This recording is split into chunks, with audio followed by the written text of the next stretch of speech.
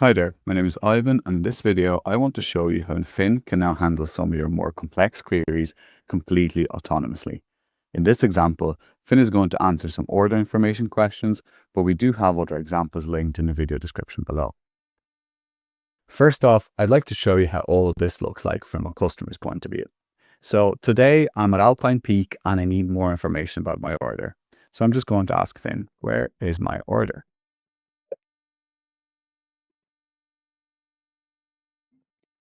Fin is now asking me which order would I like to know more about because I have two orders. In this case, I'd like to know more about the one with the snowboard.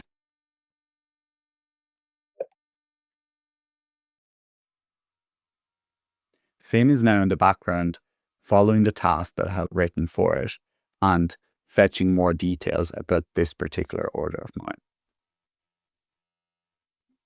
Okay, cool. So it looks like my order has actually been delayed, but Fin is telling me that my new expected delivery date is actually February 10th. Now, I'd like to show you how all this is built.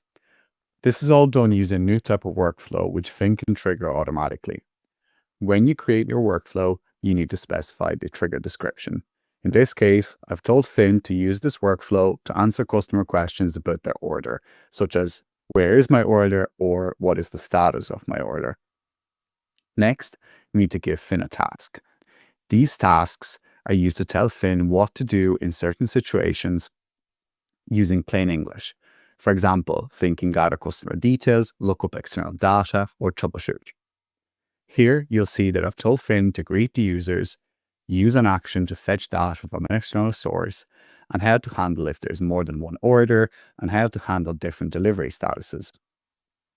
Notice how all these tasks are written in plain English, just like documenting a procedure for human support agents. No technical skills or complex setup required. And what's best, these type of conversations never reach a human support